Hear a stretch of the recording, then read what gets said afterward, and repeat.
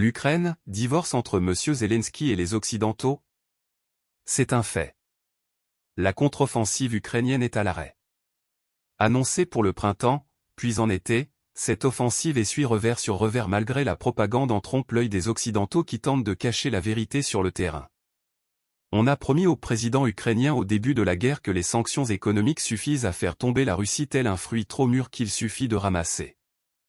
Beaucoup de dirigeants occidentaux y ont cru naïvement.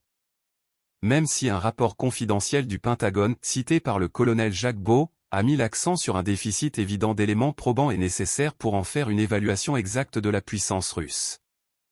À la fin de ce rapport, les services secrets ont déconseillé fortement aux États-Unis de s'engager dans une telle aventure. 19 mois après le début du conflit, on constate que la Russie n'est pas prête de tomber mais s'avère beaucoup plus puissante qu'on voulait le faire croire. Les centaines de milliards d'aides et tous les armements déversés sur l'Ukraine n'ont pas réussi à changer la donne. Loin de là.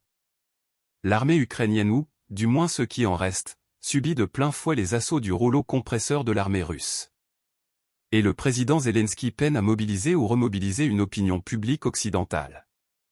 Certains pays occidentaux se préoccupent de plus en plus de leur devenir en ces temps de crise économique et refusent de voir un financement sans fin d'un effort de guerre perdu d'avance.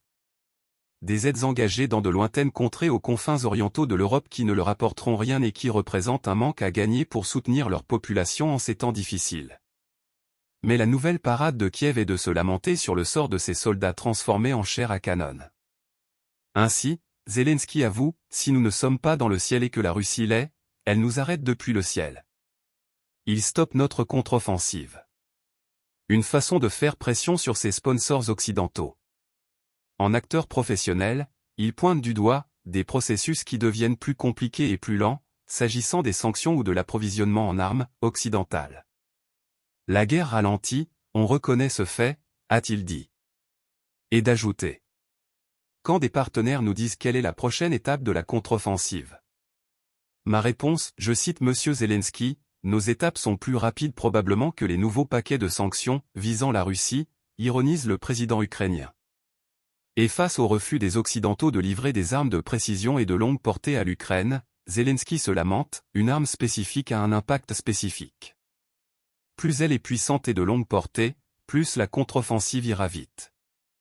En réalité, même les plus ardents wattés en guerre atlantistes rechignent à doter les Ukrainiens en armes sophistiquées étant sûr que ces derniers les utiliseraient contre le territoire russe. Le chef d'état-major des forces armées britanniques, Tony Radakin, estime qu'il pourrait être nécessaire d'ajuster les attentes concernant les résultats de la contre-offensive des forces armées ukrainiennes à court terme. L'amiral a rappelé les problèmes de ces forces ukrainiennes, le manque de formation militaire parmi les soldats mobilisés et l'hétérogénéité des armes, équipements de type soviétique et occidental. Pour Tony Radakin, la situation actuelle en Ukraine est comme une « guerre d'usure », ce qui sous-entend le risque de l'épuisement avant l'anéantissement total de ce qui reste de l'armée ukrainienne.